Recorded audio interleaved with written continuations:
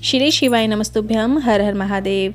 25 दिसंबर मालेगांव में गुरुजी पंडित प्रदीप मिश्रा जी के द्वारा बांची जा रही पुण्य श्री महापुराण कथा के तीसरे दिन की कथा आज पूर्ण हो चुकी है। आज की कथा में गुरुजी ने 19 उपाय, पत्र और उपयोगी जानकारी दी है। सभी की जानकारी आपको इस वीडियो के माध्यम से देंगे। अगर आपने आज की कथा नहीं सुनी है तो पूरी कथा का रस्तत्व आपको इस छोटे से वीडियो से प्राप्त हो जाएगा। आज की कथा में एक आश्चर्यचकित पत्र आया है, वो भी जानेंगे। कथा के प्रारंभ में ही गुरुजी ने बताया, पाप और पुण्य में एक अंतर है। पाप आपको करना नहीं पड़ता, अपने आप हो जाता है, और पुण्य आपको करना पड़ता है। जैसे आप कभी किसी से मोबाइल पे थोड़ी देर बात करके देखो, इसके बाद टेप रिकॉर्डर में अपनी बात सुनकर देखो, अपने आप आपसे झूठ निकलता चला जाता है। पाप करने के लिए आपको सोचना नहीं पड़ेगा, आप स्वयं वहाँ पहुँच जाओगे। और पुण्य करने के लिए आपको कई बार सोचना पड़ता है कि मैं भजन करूँ या ना करूँ, कीर्तन करूँ या ना करूँ, मंत्र जाप करूँ या ना करूँ, किसी को भोजन में बुलाऊँ या ना बुलाऊँ। बढ़ते हैं आज की कथा की दूसरी जानकारी की ओर। जैसे आप रोज कोई काम पर जाते हो या कभी भी जाते हो, लौटकर अपने घर आते ही हो, उसी तरह एक नियम बना लो, आप पुण्य करो या पाप पर मैं रोज भोलेनाथ के मंदिर जाऊंगा, ये करना चालू कर दो। क्योंकि जैसे गड्ढे में कोई बच्चा गिर जाए तो उसे कोई गले से नहीं लगाएगा, सिर्फ उसके माता पिता उसे गले से लगा लेंगे। उसी प्रकार आप रोज मंदिर जाओगे, और अगर आपसे जाने अनजाने में पाप भी हो रहे हैं तो भी महादेव आपको माफ करके गले से लगा लेंगे। बढ़ते हैं आज की कथा की तीसरी जानकारी की ओर। रत्ना जी जलगांव से पत्र लेकर आए। मेरे पति गलत आदतों में लग गए थे, व्यसन, मदिरा जैसी गलत आदतों में पड़ गए थे। गुरुजी, मैंने जीवन की सभी तकलीफ देख ली थी। इसके बाद पशुपतिनाथ व्रत करना शुरू किया और शिव जी पर चढ़ा जल रोज उनको पिला देती। मेरे पति पूरी तरह से ठीक हो गए हैं, गलत आदतों से भी दूर हो गए हैं, और आज मैं अपने पति के साथ कथा पांडाल में आभार व्यक्त करने आई हूँ।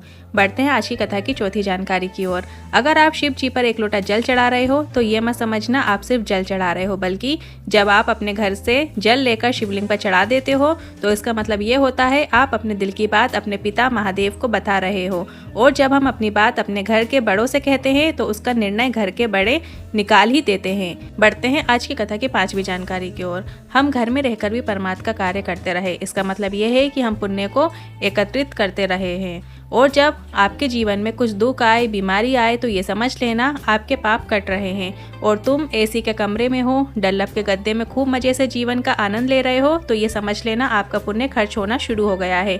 ऐसी स्थिति में आपको पुण्य अर्जित करना शुरू कर देना है। किसी भूखे को खाना खिलाना, बीमार को दवाई दिलाना, जरूरतमंद की मदद करना, ताकि आपका पुण्य कभी खत्म नहीं हो, वह बढ़ते ही चला जाए। बढ़ते हैं आज की कथा की छठवीं जानकारी की ओर। नर्मदा के घाट में बैठने से, गंगा के घाट में बैठने से पुण्य नहीं बढ़ेगा। पुण्य घर छोड़कर कहीं जाकर माला जाप करने से पुण्य नहीं बढ़ेगा। पुण्य किसी जरूरतमंद की मदद करके, भूखे को भोजन खिलाकर, किसी के चेहरे पे खुशी लाकर आप पुण्य अर्जित कर सकते हैं। बढ़ते हैं सातवीं जानकारी की ओर। मंदिर बनवा देना, मंदिर में बैठ जाना, वो बात अलग है, पर उस मंदिर में यात्रियों के लिए कोई चीज लगवा देना, जैसे पानी का नल लगवा देना जिससे उनकी प्यास मिट सके, भोजन की व्यवस्था कर देना, वह भी बहुत पुण्य का काम है। बढ़ते हैं आज की कथा की आठवीं जानकारी की ओर। एक पुण्य का कार्य है जिसमें कोई पैसा नहीं लगेगा, वो यह है कि एक बेलपत्र का पेड़ लगा देना। पर बेलपत्र का पेड़ ऐसा मत लगा देना कि छोटा सा लगा दिया और बकरी खा गई। अर्थात पौधे को थोड़ा बड़ा करके फिर लगाना, और आजू बाजू जाली लगा देना ताकि वो बड़ा हो सके। और जब भी कोई उस बेलपत्र के पेड़ से बेलपत्री तोड़कर शिव जी को चढ़ाएगा और औषधि रूप में उस बेलपत्र को खाएगा तो भी आपको पुण्य की प्राप्ति होगी। बढ़ते हैं आज की कथा की नौवीं जानकारी की ओर। ऐसा नहीं है कि हम कह रहे हैं कि गंगा या नर्मदा के घाट में बैठकर हमें पुण्य नहीं मिल सकता, ऐसा नहीं है। अगर आप घाट में हो और वहां आकर कोई पन्नी डाल रहा है, नदी को अपवित्र कर रहा है, तो तुम उसे तुरंत मना करो और उस कचरे को उठाकर साइड में कर दो, इससे भी तुम्हें पुण्य की प्राप्ति होती है। देखते हैं आज की कथा की 10वीं जानकारी की ओर। रत्ना रविंद्र माली जी जलगांव से पत्र लेकर आई। मेरे पति को डॉक्टर ने जब पेट में कैंसर बता दिया था तो घर के सभी टेंशन में हो गए। डॉक्टर ने 12 कीमो और 30 रेडिएशन बताए थे, और उस दिन से महादेव की भक्ति में मैं लीन हो गई और बाबा से कहती, क्या तुम मेरे सौभाग्य को नहीं रखोगे। डॉक्टर अपना काम कर रहे थे और मैं अपना काम कर रही थी। बेलपत्र रोज शिवलिंग पर चढ़ाती और उनको खिलाती, और बाबा ने हम पर कृपा कर दी। उनको ऑपरेशन की भी जरूरत नहीं पड़ी और मेरे पति का कैंसर ठीक हो गया। आज मैं अपने पति के साथ आभार व्यक्त करने कथा पांडाल में आई हूँ। बढ़ते हैं आज की कथा की 11वीं जानकारी की ओर। एक पत्र आया, गुरुदेव मेरे पति की अचानक तबीयत खराब हो गई थी। हॉस्पिटल में एडमिट किया तो पता चला उनको डबल निमोनिया हो गया था। शरीर काम करना बंद कर दिया था, लीवर किडनी सब काम करना बंद कर दिए थे। डॉक्टर ने सिर्फ 18 घंटे की मोहलत दी थी कि इस बीच कुछ हुआ तो बच पाएंगे, नहीं तो मुश्किल है। आपके बताए उपाय के अनुसार हम शिव जी पर जल चढ़ाकर उनको लगाना हमने चालू किया। 18 घंटों के अंदर ही उनका शरीर धीरे धीरे काम करने लगा और उनकी तबीयत पूरी तरीके से ठीक हो गई। आभार व्यक्त करने कथा पंडाल में आई हूँ। बढ़ते हैं 12वीं जानकारी की ओर।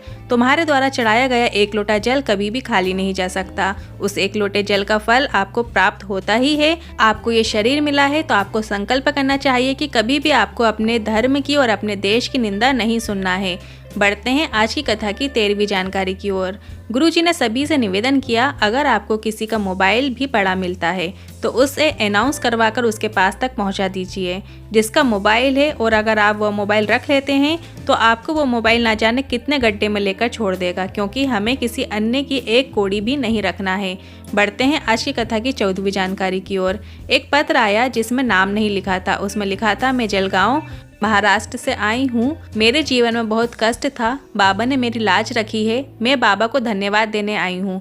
मेरे पति ने मुझे समझा, मेरे परिवार को समझा। मेरे पति को शराब पीने की बहुत आदत थी। पूरा परिवार टूटा हुआ था, कोई त्योहार जैसा नहीं लगता था। मेरा पूरा परिवार कर्जे में डूब गया था। रोजाना के झगड़े होते रहते थे। मैंने 2021 में मोबाइल में कथा सुनी, तब से रोज 1 लोटा जल मंदिर में जाकर चढ़ाने लगी। थोड़ी सी देर के लिए मंदिर में जाकर बैठ जाती। घर के लोग गालियां भी देते थे और कह देते थे कि ढोंग में पड़ी हुई है, फिर भी मैं महादेव को भजती थी। एक दिन मेरे पति की तबीयत खराब हो गई थी, उन्हें हॉस्पिटल में एडमिट कर दिया गया। डॉक्टर ने बताया बहुत गड़बड़ हो चुके हैं, अब कुछ नहीं कह सकते। मैंने महादेव से प्रार्थना की, मैंने 1 लोटा जल चढ़ाई। सबका मना करने पर भी मैंने 1 लोटा जल चढ़ाई। मेरे सौभाग्य को जाने मत देना। इसके बाद डॉक्टर ने बोला, अगर ये नशा छोड़ सकते हैं तो इनका कुछ हो सकता है। मैं मंदिर गई, वहां से एक बेलपत्र लेकर आई और मेरे पति ने एक बेलपत्र को हाथ में रखकर नशे से दूर होने की बात कही, और आज 7 महीने हो गए हैं, वो नशे से दूर हैं और पूरी तरह से ठीक हो गए हैं, और हम कर्जे से भी उभर गए हैं। हम सब खुश हैं। आभार व्यक्त करने कथा पंडाल में आई हूँ। बढ़ते हैं आज की कथा की 15वीं जानकारी की ओर।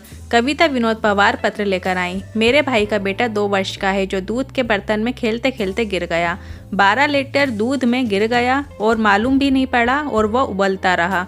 हॉस्पिटल में डॉक्टर ने खर्च 10 से 12 लाख बताया और हमने भी सोचा सब कुछ बेचकर बच्चे को बचा लेते हैं। बाबा से विनती करी, बाबा बच्चे को बचा लेना। आधे घंटे बाद डॉक्टर ने बोल दिया इसका प्राण नहीं बचेगा क्योंकि पूरा जल चुका है। उसके हृदय की धड़कन रुक गई है और बच्चा शांत हो गया है। पर किसी के कहने पर हॉस्पिटल में से ही किसी ने शिवलिंग पर जल चढ़ाने को कहा, वो जल पिलाने को कहा, और सीहोर वाला महाराज कहता है कि महादेव की कृपा होती ही है। इसके बाद मैंने शिवलिंग पर जल चढ़ाया, जल बच्चे को पिलाया। मेरे बच्चे के शरीर में जान आ गई और वह पूरी तरह से ठीक हो गया है, और आज उस बच्चे को लेकर मैं कथा पंडाल में आई हूँ। बहुत ही आश्चर्यचकित पत्र था। बढ़ते हैं 16वीं जानकारी की ओर। एक और पत्र आया जिसमें बच्चा 7 वर्ष का हो गया था, पर उस बच्चे की वाणी नहीं थी, अर्थात वह बोल नहीं पाता था। इसके बाद बच्चे की मां ने गुरुजी के बताए अनुसार 3 बार पशुपतिनाथ व्रत रखा और वो बच्चा महादेव की कृपा से अब बोलने लग गया। कथा पंडाल में धोख लगाने आई हूँ। बढ़ते हैं आज की कथा की 17वीं जानकारी की ओर। गुरुजी ने बताया मालेगांव की यह कथा 29 दिसंबर को पूर्ण हो जाएगी और अगली कथा 2 जनवरी 2023 से शुरू होगी। ये कथा छत्तीसगढ़ के कोकनी में होगी। इस कथा का नाम आशुतोष शिव महापुराण कथा होगा। बढ़ते हैं आज की कथा के 18वीं जानकारी की ओर। पति को पत्नी की बातें चुभती हैं, पति को माँ की बातें चुभती हैं, पर दुनिया में माँ और पत्नी ही ऐसी होती हैं कि जो माँ अपने बेटे और पत्नी अपने पति को हमेशा शान से जीवन जीने का सोचती हैं, कभी किसी के सामने वो झुके ना, ऐसा सोचती हैं। बढ़ते हैं आज की कथा की 19वीं जानकारी की ओर।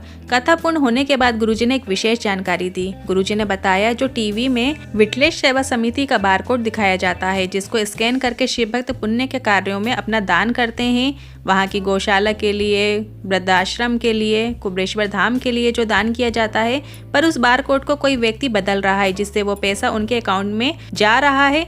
गुरुजी ने कहा कि आप जब भी स्कैन करें तो आपकी स्क्रीन में ये देखें कि आप पैसा विठलेश्वर सेवा समिति को भेज रहे हैं या किसी अन्य व्यक्ति को, उसमें नाम लिखा आना चाहिए। इसके बाद गुरुजी ने कहा हमने विठलेश्वर सेवा समिति और आस्था चैनल वालों को इस बात की कंप्लेंट करने को कहा है ताकि इस प्रकार की गतिविधियां ना हो। आज की कथा आपको कैसी लगी कमेंट बॉक्स में जरूर बताइएगा। अगर मन में कोई सवाल है, क्वेश्चन है तो आप कमेंट बॉक्स के जरिए पूछ सकते हैं। वीडियो थोड़ी भी उपयोगी लगी हो तो वीडियो को लाइक करके कमेंट बॉक्स में हर हर महादेव ज़रूर टाइप कीजिएगा।